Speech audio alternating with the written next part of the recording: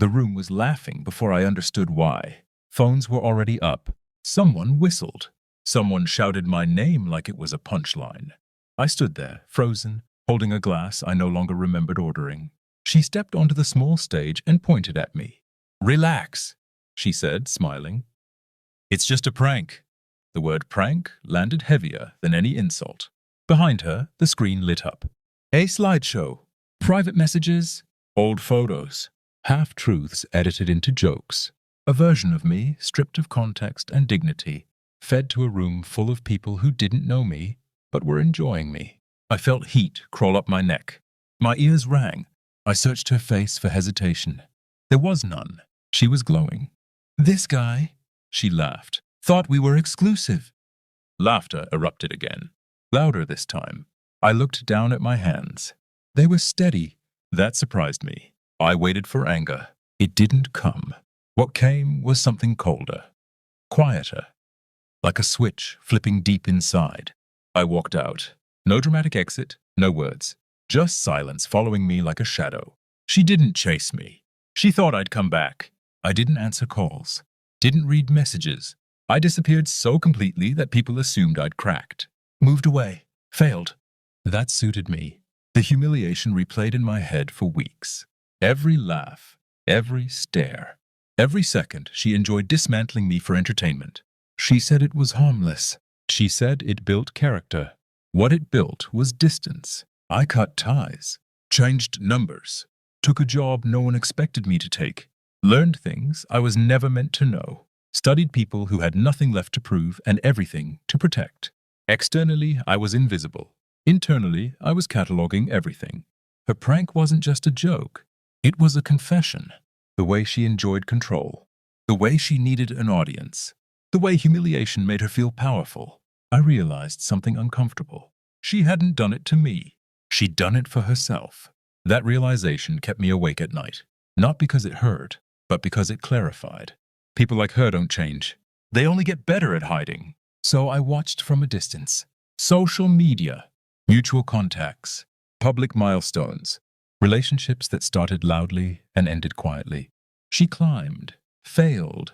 Climbed again. Years passed. I became someone she wouldn't recognize.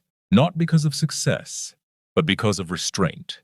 Then one afternoon, in a place I never expected to see her, she sat across from me. Older, polished, careful. She stared at me like she was solving a puzzle. "It's really you," she said, smiling nervously.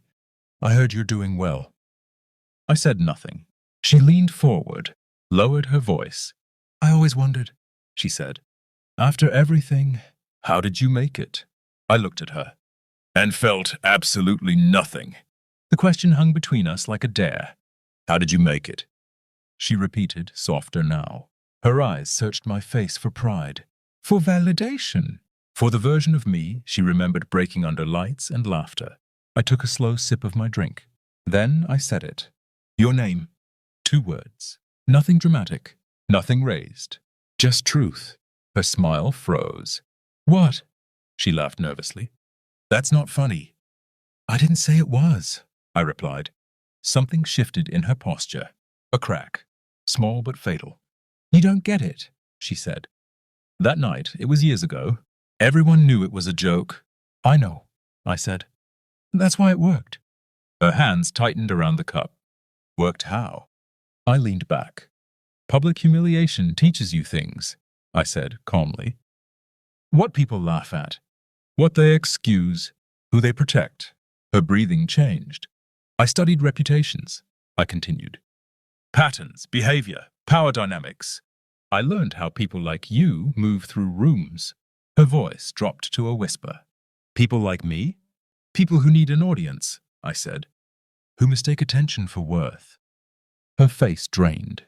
I pulled my phone from my pocket and slid it across the table. She didn't want to look. She did anyway. Articles, case studies, a foundation quietly dismantled after internal reports surfaced. Sponsors pulling out. A public figure's downfall explained in neutral language. Her name appeared once, then twice, then everywhere. She gasped. "No," she whispered. "No, it can't be." She stood too fast. The chair scraped loudly.